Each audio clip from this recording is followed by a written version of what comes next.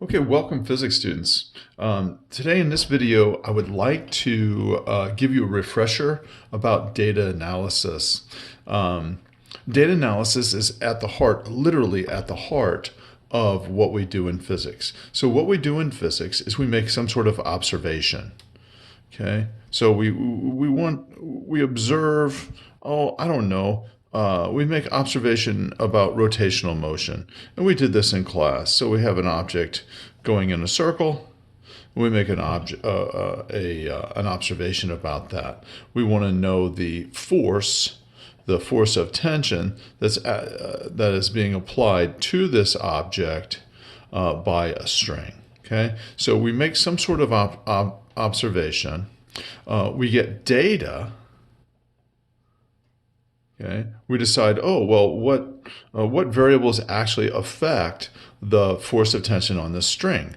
Well, and you guys said in class, well, that's mass, velocity, and the radius. So we get data, we get mass versus force data, we get velocity versus force data, and we get radius versus force data.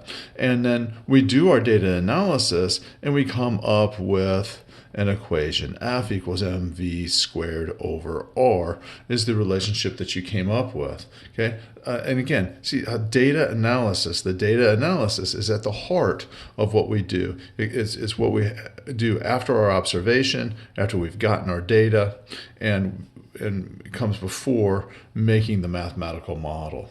Okay? And this is what we want. We're just trying to better understand the world in which we live. Okay? And we can do that by creating mathematical models that help explain what's going on. Okay?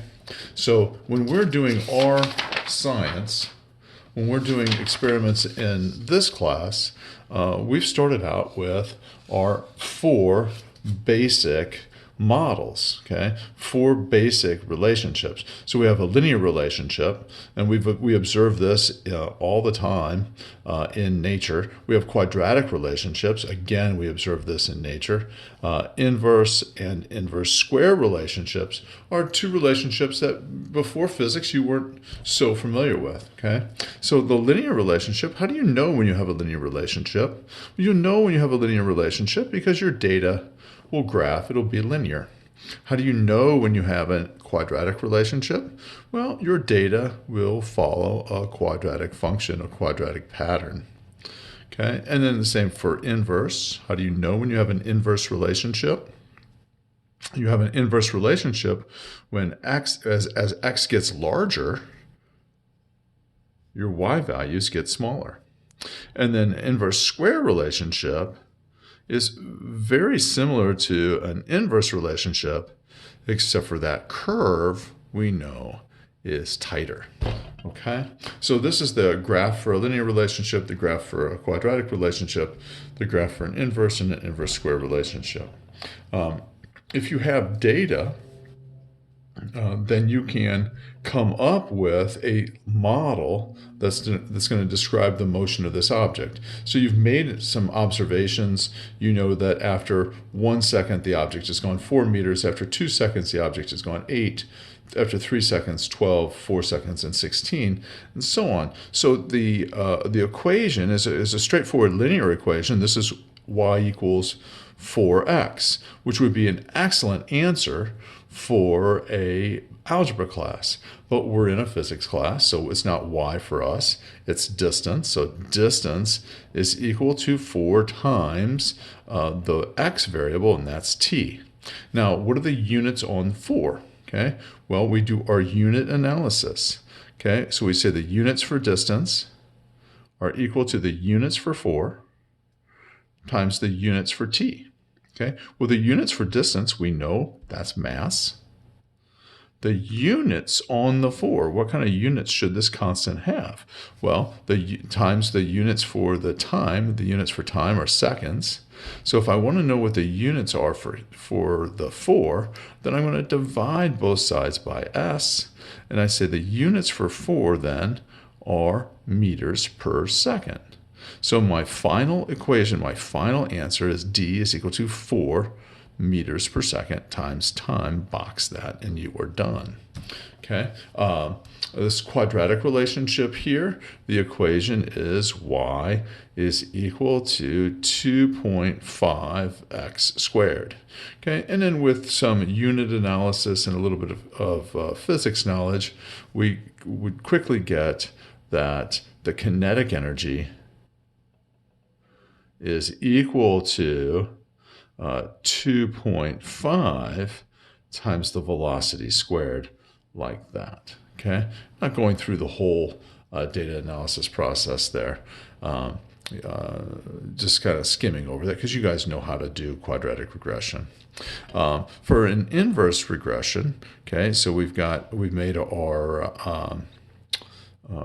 we've collected our data and we've graphed our data and we know it's an inverse relationship. We've run the inverse program, and when we run the inverse program, we get k is equal to 10. Okay, if you don't know how to write that inverse program, or you don't have that inverse program, you can see my inverse program video that I just posted.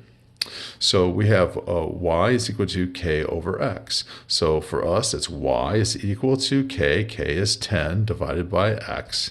And again, if this was an algebra classroom, box this, you're done. It looks great. But for us in physics, we want a more descriptive equation. So our y variable is acceleration. So its acceleration is equal to 10 divided by mass. Okay, so what are the units on the 10 though? Because we can't just leave a number here without units on it. So in order to get the units for the 10, we do our unit analysis with our brackets.